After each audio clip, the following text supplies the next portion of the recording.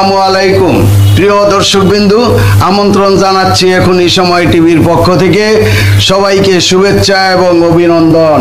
শুরুতেই থাকছে আন্তর্জাতিক সংবাদ শিরোনাম। ভারতের সঙ্গে সামরিক উত্তেজনার মধ্যে প্রতিরক্ষা ব্যয় বাড়াচ্ছে পাকিস্তান। ভারতের সঙ্গে সামরিক উত্তেজনার মধ্যে আসন্ন বাজেটে প্রতিরক্ষা খাতে ব্যয় বাড়াতে ঘোষণা দিয়েছেন পাকিস্তানের পরিকল্পনা মন্ত্রী আহসান ইকবাল। একই সঙ্গে তিনি আশ্বস্ত করে বলেছেন, সাধারণ জনগণের জন্য স্বস্তির ব্যবস্থাও রাখা হবে নতুন বাজেটে। রোববার ইসলামাবাদে ইঞ্জিনিয়ারদের একটি প্রতিনিধি দলের সঙ্গে বৈঠকে আহসান ইকবাল জানান, প্রতিরক্ষা ব্যয় বৃদ্ধি করা হবে বর্তমান নিরাপত্তা পরিস্থিতির পরিপ্রেক্ষিতে। তবে তিনি স্পষ্ট করে বলেন, আন্তর্জাতিক মুদ্রা তহবিল IMF এই বিষয়ে কোনো চাপ দেয়নি। জিও টিভির প্রতিবেদনে বলা হয়েছে, ইনস্টিটিউশন অফ ইঞ্জিনিয়ার্স পাকিস্তানের IEP মহাসচিব ইঞ্জিনিয়ার আমির জমিরের নেতৃত্বে এই প্রতিনিধি দল বৈঠকে অংশ নেয়।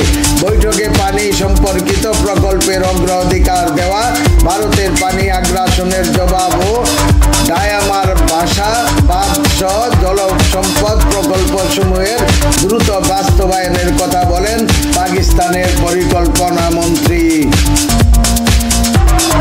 তিনি জানান, বাজেট ঘোষণায় বিলম্বের কারণ প্রধানমন্ত্রী শাহবাজ শরীফের বিদেশ সফর ও ঈদের ছুটি। IMF এর কোনো চাপ এখনো কাজ করেনি।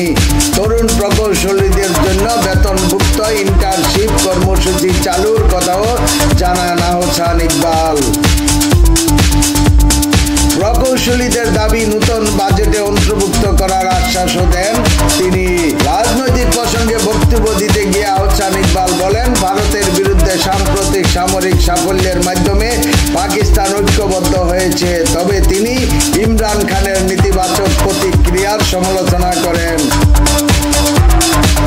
এবং সেনাপ্রধান ফিল্ড মার্শাল সৈয়দ আসিম মুনিরের নেতৃত্বের প্রশংসা করেন।